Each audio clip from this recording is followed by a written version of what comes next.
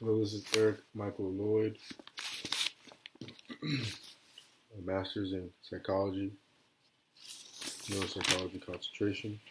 I want to read an article from the Epoch Times. This one is the mind and body section. This is from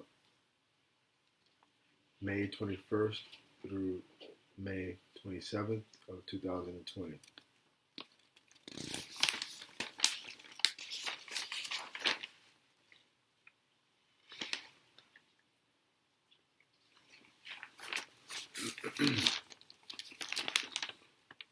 Censoring evidence on vitamin C. The doctors who are using vitamin C for COVID are all over the world are doing what is best for the patient, and it's the Hippocratic Oath. Dr. Andrew W. Saul, founder and editor of Orthomolecular News Service.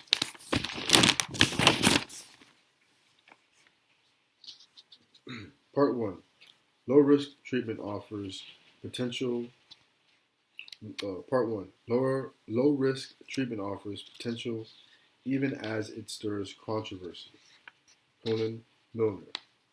Many of us reach for vitamin C for any cold or flu, but doctors who administer or even promote this nutrient to treat COVID-19 risk intimidation and censorship. On April 23rd, FBI agents raided the Allure Medical Clinic in Shelby Township, Michigan. The visit came soon after Allure announced that it was treating COVID-19 patients using intravenous vitamin C therapy with great results. In a press release, the clinic's founder, osteopath Dr. Charles Mock, offered free, high-dose vitamin C treatments to anyone working closely with the public, hospital staff, police, first responders, and grocery store workers. Anyone else who had been exposed to the virus or exhibiting symptoms was also welcome to try the treatment. Mock said his aim was to support people's immune systems and help those with COVID-19 virus recover quicker. We want to provide this treatment to those who need it, regardless of their ability to pay. He said Mock was charged with healthcare fraud and conspiracy to commit healthcare fraud. A 47-page complaint alleges that Mock was engaged in a scheme prior and during the coronavirus pandemic to submit false and fraudulent claims to Medicare. An FBI spokeswoman said the task force operation was part of an investigation with the Department of Health and Human Services into unproven treatments expressly used for COVID-19. But you couldn't confirm whether Mock's promotion of the vitamin C treatment initiated the investigation. Dr. Andrew W. Saul says he has taken heat for suggesting that vitamin C may treat and protect people from COVID-19. And he knows doctors across the country who are facing similar examples of intimidation and censorship for stating that vitamin C can help patients suffering from COVID-19 and protect others from getting sick. Saul is the founder and editor of Orthomolecular News Service, ONS, an organization that promotes the use of substances natural to the body to address illness. Since January, Saul has sent out several press releases to share studies in clinical evidence demonstrating the success of treating COVID-19 with vitamin C, but he says his message is repeatedly censored.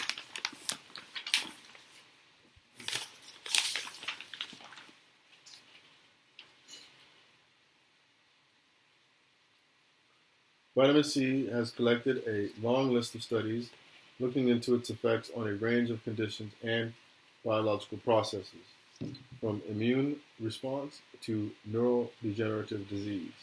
While the vitamin doesn't always prove effective, it often shows promising results across several conditions, largely thanks to its antioxidant status. ONS was the first to report the use of vitamin C to treat COVID in China, thanks to Dr. Richard Cheng, Chinese editor for the ONS and physician at the Cheng Integrative Health Center of South Carolina. Cheng was visiting family in Shanghai during the Chinese New Year and met with Dr. Enquin Mao, chief of an emergency medicine department at a major hospital in Shanghai. Mao had spent over a decade successfully treating patients with acute pancreatitis, sepsis, as well as surgical and other medical conditions with high doses of vitamin C. Mao's team began treating COVID-19 patients with the same high-dose regimen, about 10,000 milligrams to 20,000 milligrams of intravenous vitamin C, in 50 patients who ranged from moderate to severe, all recovered. One particularly severe case received 50,000 milligrams over a period of 4 hours and improved rapidly. No side effects were reported. These findings were published in the Chinese Journal of Infectious Diseases, and as a result, the government of Shanghai officially recommended intravenous vitamin C for COVID-19 patients. In March, doctors from all over the world joined Mao in a video conference to discuss his protocol. But Saul says the report was blocked by Facebook as fake news.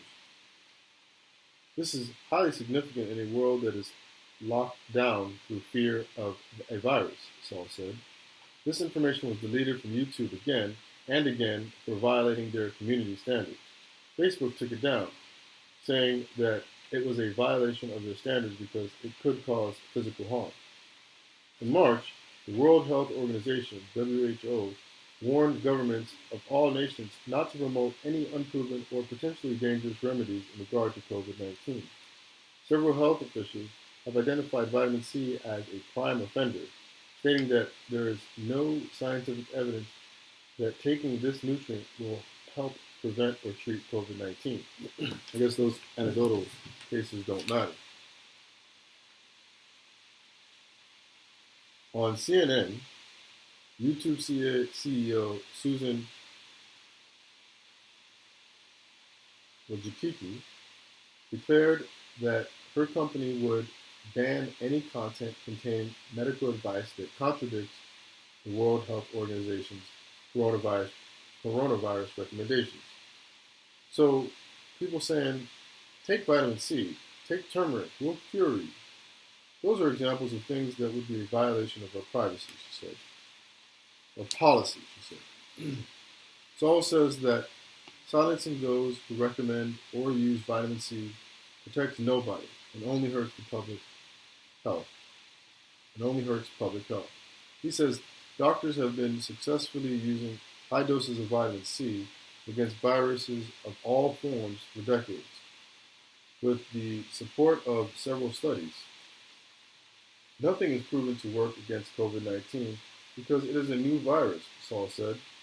We have a situation where we have an illness for which there is no vaccine and there is no specific drug, but medical doctors have already shown the way. The only moral and ethically acceptable move is to make the very best use of the information we already have. Everyone agrees that a modest daily dose of vitamin C is essential to good health. Some medical experts suggest that megadoses might be harmful, but the National Institute of Health, NIH, claims vitamin C is not believed to cause serious adverse effects at high intakes. The most common complaints are diarrhea, nausea, abdominal cramps, and other gastrointestinal disturbances due to the osmotic effect of unabsorbed vitamin C in the gastrointestinal tract. Saul is frustrated by the censorship, but not surprised. He says the medical establishment has long been dismissive of vitamin C treatment. The Epoch Times spoke with Saul about the history of this battle, past research that supports the use of vitamin C in treating and preventing illness, and the impact that censorship has on public health. Epoch Times: why would a doctor even consider vitamin C as a treatment for COVID-19? Dr. Andrew Saul: vitamin C has been used by physicians to treat viral illnesses since the 1930s. Dr. Claus W. Jungblut, professor of bacteriology at Columbia University showed that vitamin C can prevent and reverse polio. Youngblood, published in a peer-reviewed journal in 1935, with a few more papers in the following years.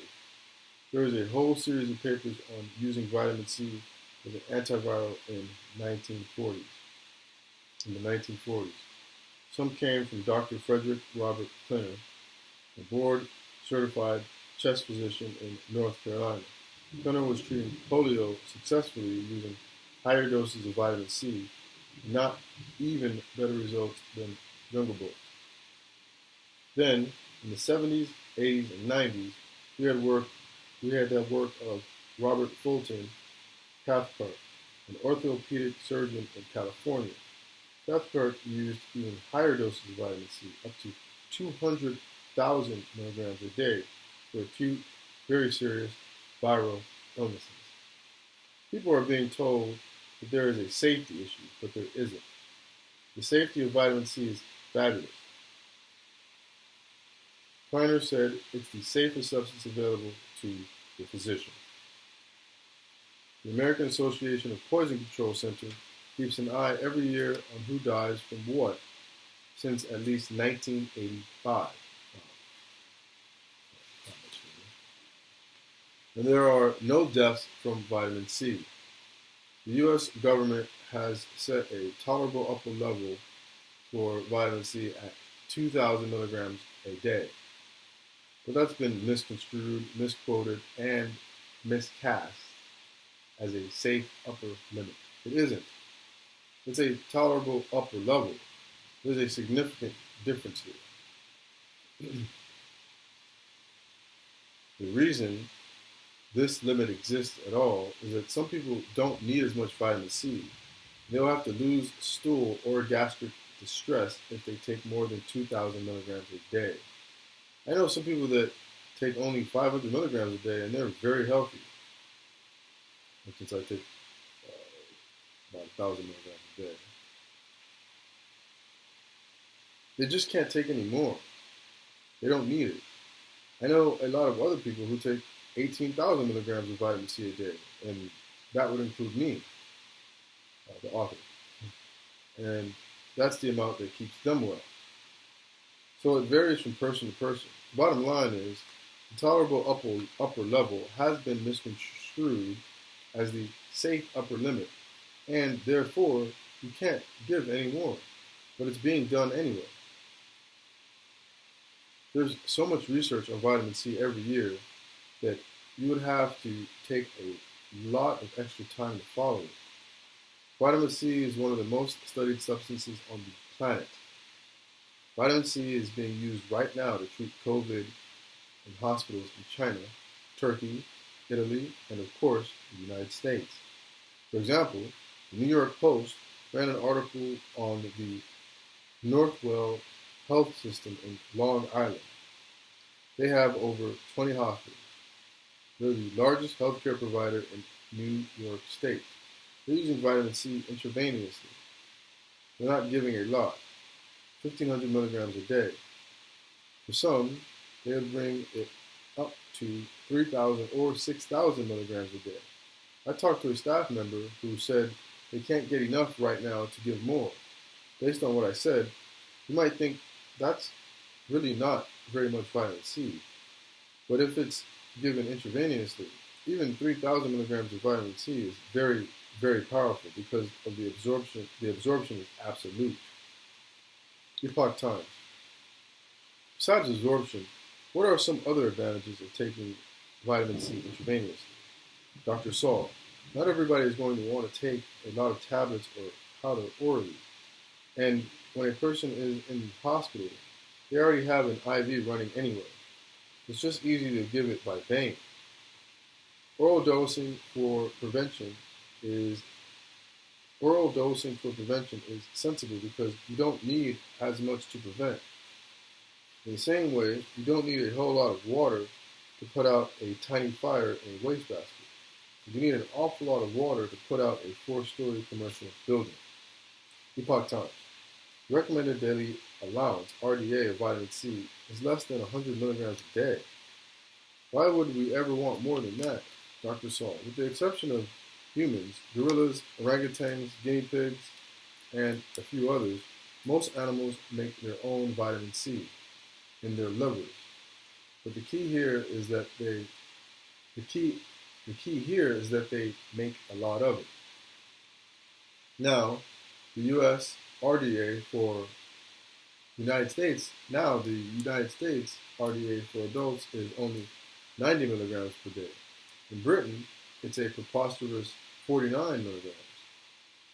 But animals per human but animals per human body weight equivalent manufacture between 2,000 and 10,000 milligrams of vitamin C a day. A monkey in the wild that weighs about 20 to 25 pounds is known to consume about 600 milligrams of vitamin C in its diet. So if you extrapolate that for humans, that would be about 4,500 milligrams a day. That happens to be the amount that gorillas consume. Geoffrey Bourne found that out back in 1949 when he studied gorillas and vitamin C consumption. Vitamin C is an antioxidant, so it goes after free radicals. We've all heard about that. When somebody is seriously ill with a disease like COVID, their need for vitamin C skyrockets. If you test people with pneumonia, influenza, COVID-19, you can measure and see that their vitamin C levels are low. So the body is actually consuming it in its battle to recover. Another thing that vitamin C does is strengthen the bond among the cells of the body. The substance that cements all our cells together is made out of collagen. It's what keeps your joints and skin together. It's what keeps your blood vessels intact. If you don't have enough vitamin C, you don't make collagen. The connective tissue becomes weak and you get scurvy. In the old days, wherever you touched a sailor with scurvy, they would instantly have it bruised because the little blood vessels would all break.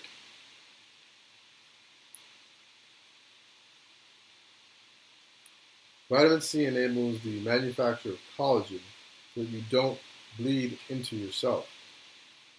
Well, the lungs are just full of blood, and all your blood is sent through tiny blood vessels in your lungs, which go to millions of tiny air sacs called alveoli. This is how oxygen comes into the body. It's absorbed into the blood cells. If you don't have enough vitamin C, those blood cells are going to rupture. The person will fill with blood and die. And in COVID, that's one of the things they worry about. Vitamin C also enables white blood cells, the army of the body that fights invaders. Vitamin C also enables white blood cells, the army of the body that fights invaders. White blood cells require vitamin C to function. And in high enough doses, vitamin C is actually an antiviral. This goes back to the ridiculously sounding high doses that I mentioned earlier with Dr. Klenner and Dr. Cathcart. Klenner was reversing viral pneumonia in 52 hours. Reversing viral pneumonia in 52 hours.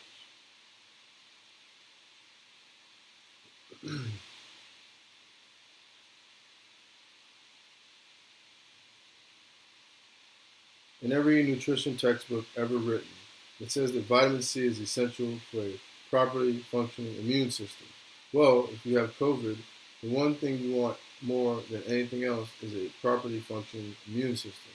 Too little vitamin C will cause the immune system to be weak or cause the immune system to work wrong. Pneumonia and SARS, severe acute respiratory syndrome, is what kills COVID patients. You can also get pneumonia from a cold that just gets worse. It happened to me many years ago. I had a severe cold. I didn't take care of myself, and I got double viral pneumonia. So I decided to do what Dr. Cathart did. I took 2,000 milligrams of vitamin C every 6 minutes. I was awake. I had a fever and I was coughing. In 3 hours, my temperature came down 3 degrees and my cough stopped. This is exactly what Klenner and Cathart reported in their medical papers.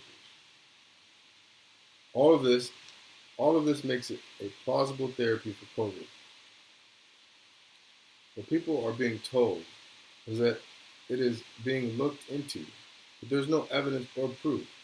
So don't do it because we're not going to have the results until November. Well, we can't wait until November. So we're going to the doctors who are getting the results now. The doctors who are using vitamin C for COVID all over the world are doing what is best for the patient. And this is the Hippocratic Oath. Doctors are morally and ethically bound to everything they can do, to do everything they can do for the good of the patient. If they don't know about vitamin C, you can understand why they might not use it. But now, the cat is out of the bag. Doctors know other doctors who are using vitamin C, and now it's a political battle to tell them not to do it. I think we should save the lives of these patients first and work out the politics later.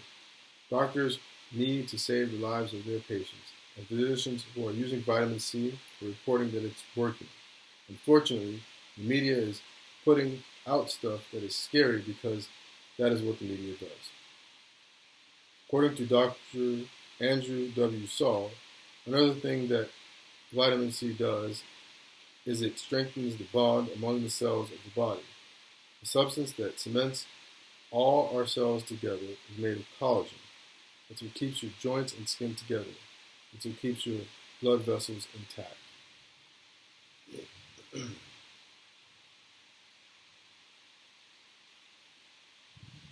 That's the end of that article, Censoring Evidence on Vitamin C. And that's by Conan Milner. The Epoch Times, Mind and Body, issue May 21st through May 27th of 2020. Thank you for your time.